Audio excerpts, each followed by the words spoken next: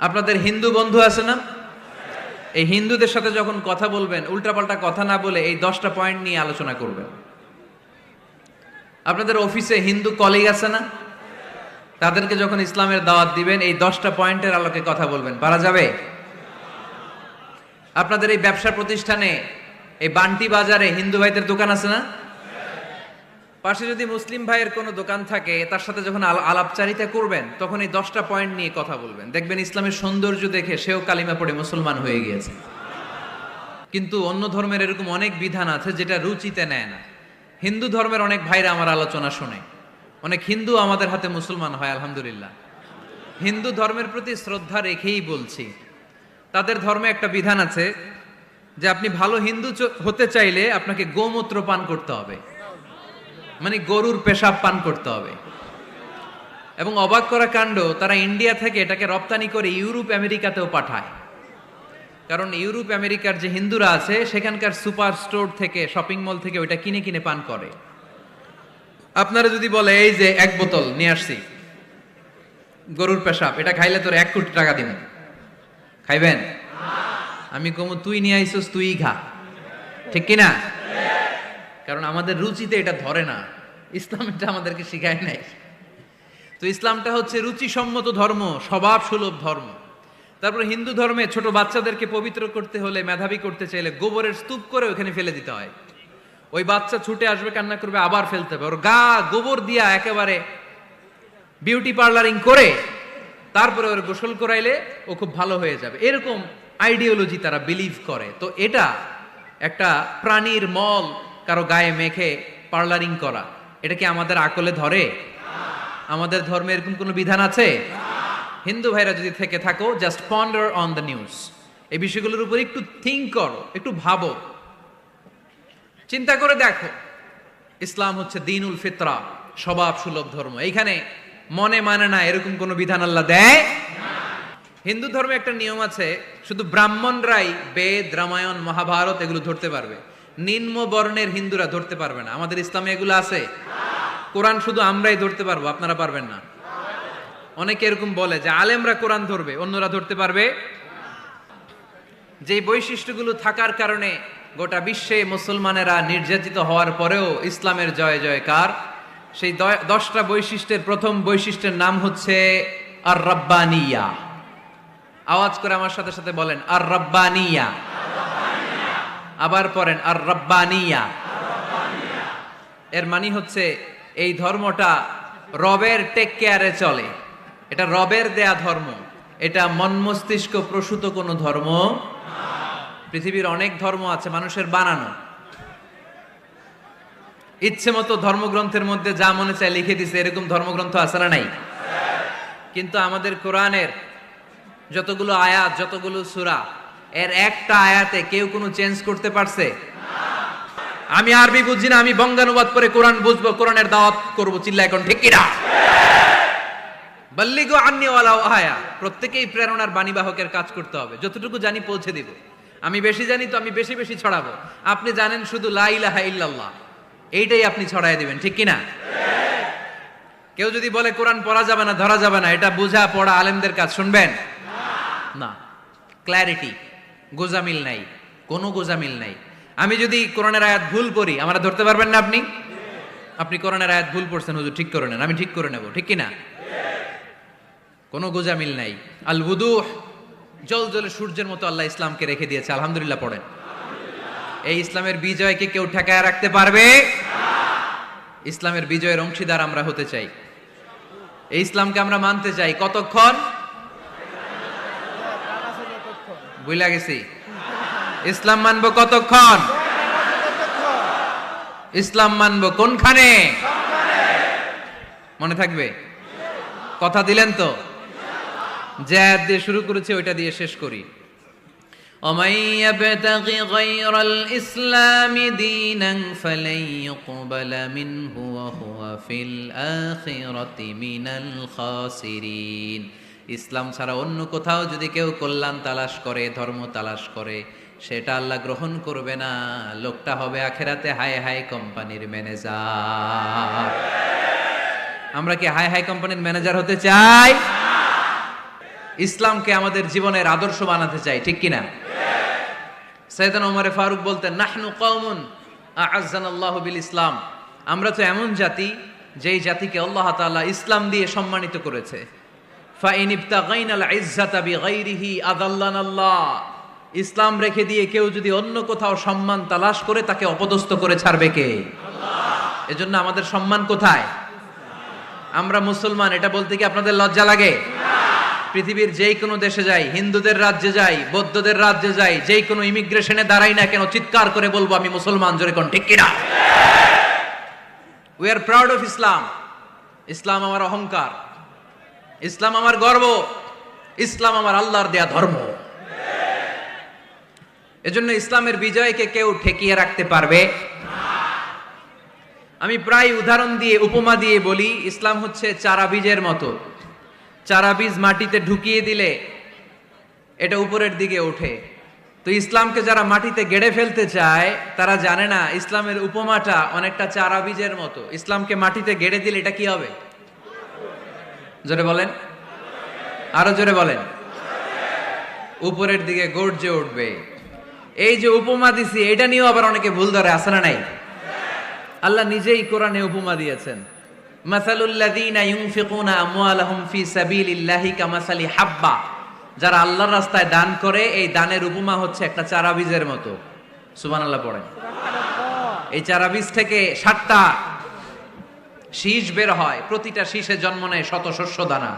আল্লাহ যারে চায় ইচ্ছা মতো রিজিক দিয়ে তার জীবনকে পূর্ণাঙ্গ করে দেয়। সুবহানাল্লাহ পড়েন।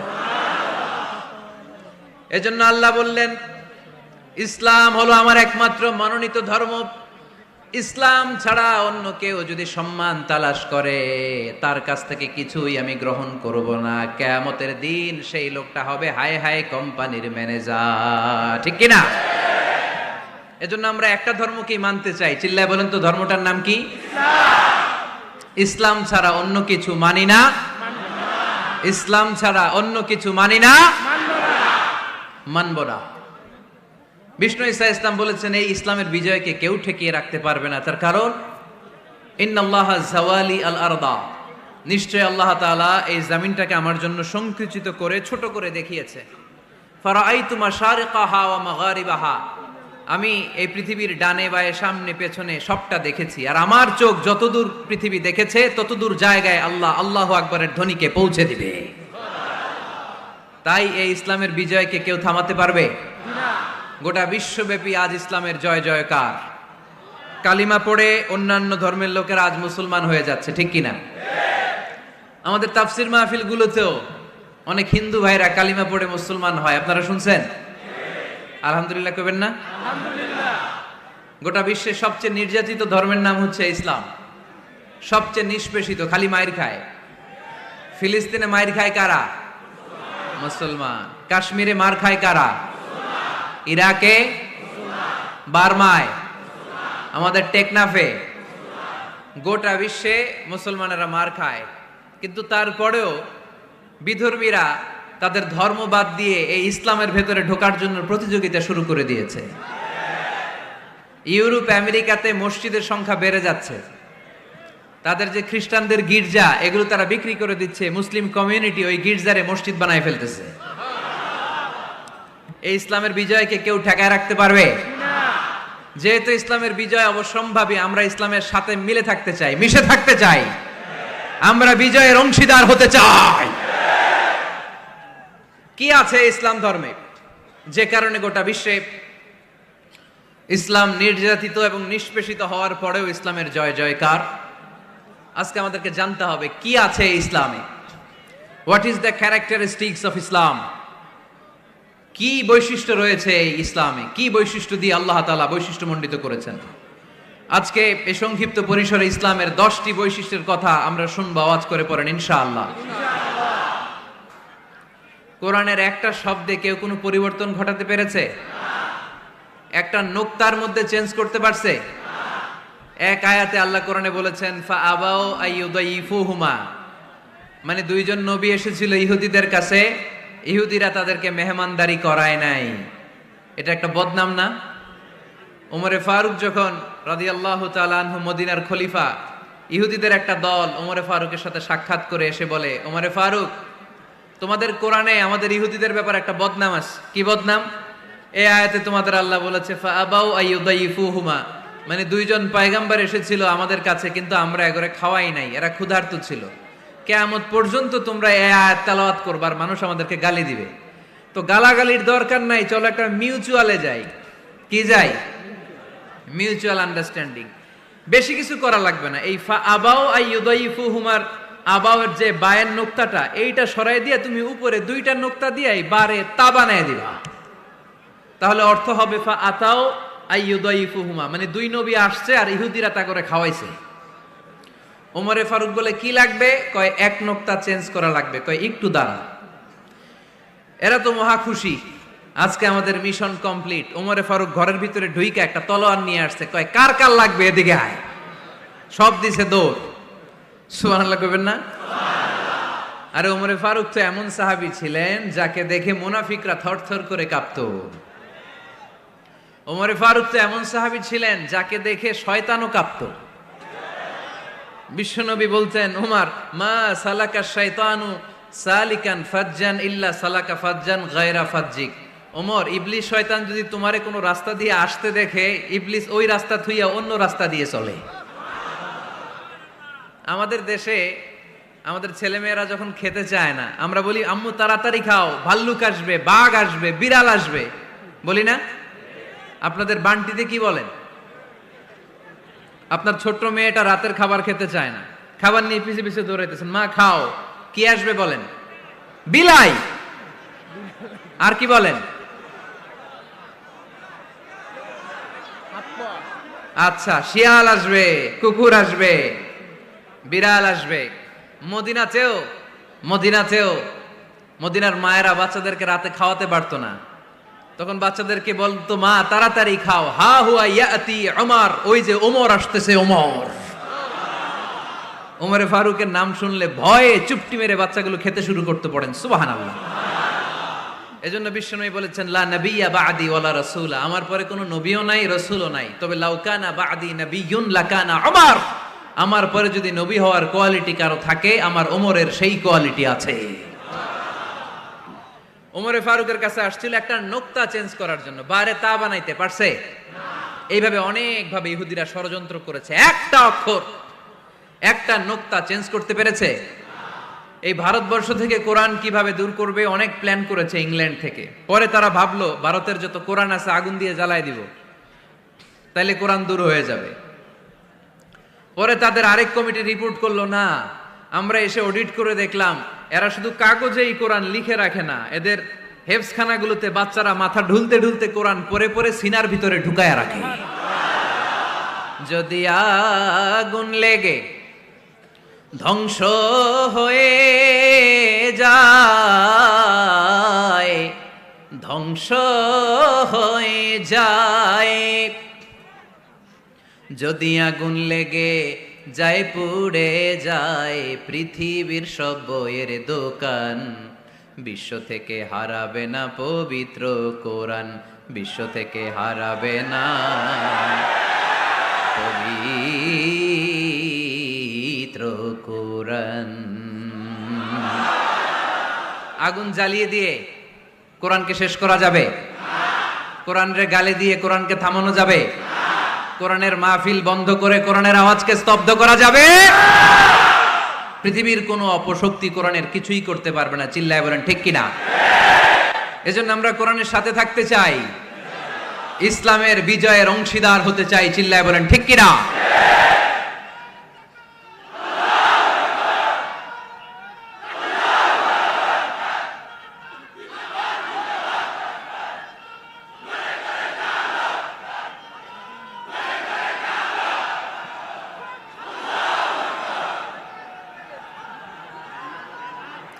ইসলাম ধর্মের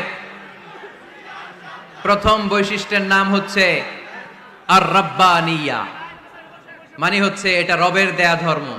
ইসলামটা দিয়েছে কে? এটা কি সত্য ধর্ম না মিথ্যা ধর্ম? কার দেয়া ধর্ম? হুয়াল্লাযী আরসালা রাসূলাহু বিল হুদা ওয়া দীনিল হক লিইয়ুযহিরাহু আলাদ-দীনি কুল্লিহি ওয়ালাউ কারিহাল মুশরিকুন। তিনি তো এমন সত্তা যিনি তার নবীকে সত্য ধর্ম দিয়ে পাঠিয়েছেন, হেদায়েত দিয়ে পাঠিয়েছেন। মুশরিকরা কোরআনকে, ইসলামকে যতই না অপছন্দ করে, ইসলামের আওয়াজকে কেউ থামাতে পারবে না। এজন্য ইসলামের প্রথম বৈশিষ্ট্যের নাম আর রব্বানিয়া। এটা রবের দেয়া ধর্ম, এটা মন মস্তিষ্ক প্রসূত কোনো ধর্ম নয়। এ ধর্মের সবকিছু রব কেন্দ্রিক, রব সেন্টার্ড, রবের টেক কেয়ারে চলে। সব জায়গায় রবের নাম আছে না নাই? আমরা যখন বলি আল্লাহ দুনিয়ার কল্যাণ চাই, আখিরাতের কল্যাণ চাই, আগুনের শাস্তি থেকে তোমার কাছে পানা চাই, তখন আমরা রবের নাম নেই। আমরা পড়ি রব্বানা আতিনা ফিদ দুনিয়া হাসানাতাও ওয়া ফিল আখিরাতি হাসানাতাও ওয়া কিনা আযাবান নার। সুবহানাল্লাহ পড়েন। এই দোয়াটা যে করি, কোন শব্দ দিয়ে করি? রব্বানা। কি বলি? মানে আমাদের রব। সব জায়গায় রবের নাম আছে না নাই? আবার যখন ভুল হয়ে যায়, অন্যায় হয়ে যায়, পাপ হয়ে যায়, তখন যেই দোয়াটা করি, ওই দোয়ার শুরুতেও রবের নাম আছে না নাই? তখন আমরা পড়েন রব্বানা যালামনা আনফুসানা ওয়া ইল্লাম তাগফির লানা ওয়া তারহামনা লানাকুনান্না মিনাল খাসিরিন। ও আমাদের রব, জুলুম করেছি, অন্যায় করেছি, পাপ করেছি, তুমি যদি মাফ না করো আমরা তো ক্ষতিগ্রস্তদের মধ্যে শামিল হয়ে যাব। ঠিক কি না? তার মানে দোয়ার আগে কার নাম? বলেন রবের নাম। কার নাম? আবার কবরের প্রথম প্রশ্নেও রবের নাম আছে না নাই? জিজ্ঞেস করা হবে মার রব্বুক, তোর রবের নাম কি? আমরা উত্তরে কি বলবো? আল্লাহ আমারে রব, এই রবই আমার সব, দমে দমে তনু মনে তারি অনুভব। আল্লাহ আমারে রব। তার মানে সব জায়গায় রবের নাম আছে না নাই? যখন রুকু দেই, রুকু ওইখানে কি পড়ি? সুবহানা রব্বিয়াল আযীম। যখন সিজদায় যাই তখন কি পড়ি? সুবহানা রব্বিয়াল আ'লা। তার মানে এই ধর্মের কেন্দ্র হচ্ছে রবকে কেন্দ্র করে এই ধর্ম প্রতিষ্ঠিত, রবের দেয়া ধর্ম, রবের টেক কেয়ারে চলে। এই জন্য এই ধর্মের বৈশিষ্ট্যের নাম হচ্ছে রব্বানিয়া। আওয়াজ করে বলো মুসলমান, এই ধর্মের বৈশিষ্ট্যের নাম কি? এই তো মুখস্থ হয়ে গেছে। ক্লাসের মতো হয়েছে না এটা?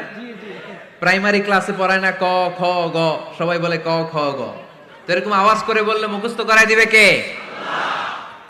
তাহলে হিন্দু ভাইদেরকে যখন দাওয়াত দিব, বলবো ভাই আমরা এত কিছুর পূজা করি না, আমরা হিন্দু ধর্মের প্রতিও শ্রদ্ধাশীল, কোন ধর্মকে নিয়ে আমরা কোনো কটূক্তি কখনো করি না। তবে চিন্তার জন্য মাঝে মাঝে কিছু যৌক্তিক কথা আমরা ছুড়ে দেই। ঠিক কিনা? আমরা তাদেরকে বলি যে আমরা এতগুলো খোদার ইবাদত করতে পারবো না, একজনের ইবাদত কইরা কুলবাই না। ঠিক কিনা? এইভাবে যুক্তির আলোকে আমরা বুঝাবো আমাদের ধর্মটা একজন রবকে কেন্দ্র করে। এজন্য ইসলাম ধর্মের প্রথম বৈশিষ্ট্যের নাম আর রব্বানিয়া। কি নাম? মাশাআল্লাহ। 2 নাম্বার বৈশিষ্ট্যের নাম হচ্ছে আল ইনসানিয়া। সবাই বলেন 2 নাম্বার বৈশিষ্ট্যের নাম। আবার বলেন, সবাই জোরে বলেন। এর মানে হচ্ছে মানবতার ধর্ম। এটা ইসলাম কিসের ধর্ম? হিউম্যানিটেরিয়ান রিলিজিয়ন, মানবতার ধর্ম। মানুষকে ইসলাম সবচেয়ে গুরুত্ব দেয়। মানুষকে ইসলামে বলা হয় আশরাফুল মাখলুকাত, সব মাখলুকাতের মধ্যে মানুষ সেরা। ঠিক কিনা? এমনকি আল্লাহ আমাদেরকে এত মর্যাদা দিয়েছে, ইসলাম ধর্ম গ্রহণ করার ক্ষেত্রে আল্লাহ কোনো জোর জবরদস্তি করে নাই। লা ইকরাহা ফিদ্দিন, দিনের ভেতরে জোর জবরদস্তি আছে? আপনি চাইলে হিন্দুদের মন্দির ভাঙতে পারবেন? তাদেরকে জোর করে ধর্মান্তরিত করতে পারবেন না, কারণ সে তো মানুষ, সবার উপরে মানুষ সত্য, তাহার উপরে নাই। সব মাখলুকাতের মধ্য থেকে মানুষের মর্যাদা সবচাইতে বেশি।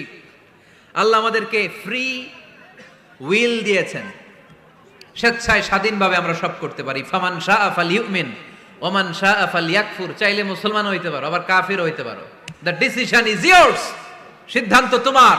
তবে মুসলিম হলে জান্নাতে থাকবা, আর কাফির হলে জাহান্নামে পূর্বা। জোরে কোন ঠিক কিনা?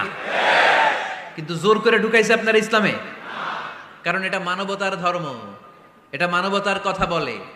ইসলাম সবাইকে মানুষ হিসেবে কনসিডার করে। বিষ্ণু ঈসা ইসলাম একবার একটা লাশ দেখে সাহাবীদের সাথে বসা, বিশ্বনবী হুট করে দাঁড়িয়ে গেলেন। কি করলেন? সাহাবারা বললেন, ইয়া রাসূলুল্লাহ ইন্নাহু ইয়াহুদি, এটা তো ইহুদির লাশ। আপনি দাঁড়ালেন যে, এটা কার লাশ? আপনি দাঁড়ালেন কেন? বিষ্ণুনবী বললেন, আওয়ালাইসাত নাফসান, এটা কি মানুষ না? ইহুদি কি মানুষ না? আরে আমি তো ইহুদি, খ্রিস্টান, মুসলিম ওগুলো দেখা দাঁড়াই নাই, আমার দু চোখে আমি কনসিডার করেছি this is a human being, so I need to salute হিম। এটা মানুষ, এটা মানব, আমি মানব জাতিকে দাঁড়িয়ে স্যালিউট করেছি। চিল্লায় বলো ঠিক কিনা? বিশ্বনবী দু চোখ দিয়ে মানুষ দেখতেন, আস্তিক নাস্তিক দেখতেন না, কাফির মুশরিক দেখতেন না। বিশ্বনবী কনসিডার করতেন this is a human being, এটা একটা মানুষ। আমরা এখন কাউকে মানুষ হিসেবে কনসিডার করার আগে এরা কয়েক ভাগ করে ফেলি। পাগড়ি দেখলেই বলি এটা কোন পীরের মুরিদ, আছে না নাই?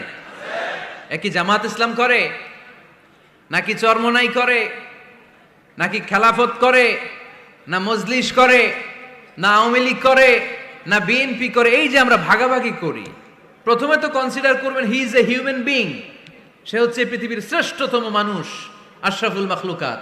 কিন্তু এগুলো করার আগে আমরা খালি ভাগাভাগি, আমরা মানুষকে মানুষ হিসেবে কনসিডার করতে চাই না, ঠিক কিনা? ইসলাম আমাদেরকে শিখিয়েছে মানুষকে মানুষ হিসেবে কনসিডার করো। বিশ্বনবী ইহুদির লাশ দেখে দাঁড়ায়, আর আমরা মুসলমানরা কিলাকিলি করি। কথা বলেন। আমরা যখন বন্যা দুর্গত এলাকায় ত্রাণ নিয়ে যাই না? উত্তরবঙ্গে বন্যা, দক্ষিণাঞ্চলে বন্যা, আমরা যখন ত্রাণ নিয়ে যাই তখন কি খুঁজে খুঁজে মুসলমান ঘর কোনগুলো ওগুলারে ত্রাণের প্যাকেট দিব এভাবে দেই? কিভাবে দেই? সবাইরে দেই, ঠিক কিনা? কারণ মানবতা যেখানে বিপন্ন, ইসলামের ত্রাণ সেখানে আছে না নাই? আমরা তখন মুসলিম অমুসলিম কাফের মুশরিক দেখি না, আমরা দেখি কারা বন্যা পীড়িত, কারা দুঃখ কষ্টে আছে, যারাই কষ্টে আছে তাদের জন্য আমাদের হেল্পিং হ্যান্ড আমরা এক্সপান্ড করে দিব, আমাদের সাহায্যের হাত তাদের কাছে পৌঁছে যাবে। জোরে কোন ঠিক কিনা? এটারে বলে হিউম্যানিটেরিয়ান রিলিজিয়ান। ইসলামরে বুঝে নেন, ইসলামের সৌন্দর্যটারে শিখে নেন, কাদা ছড়াছড়ি আর কইরেন না। কত সুন্দর ধর্ম আল্লাহ আমাদেরকে উপহার দিলেন, আর এই ধর্মটারে আমরা কুৎসিত করতে করতে, কালো করতে করতে শেষ করে দিয়েছি। এজন্য অমুসলিমরা বলে মুসলমান হওয়ার দরকার নাই, আমাদের ধর্মই অনেক ভালো।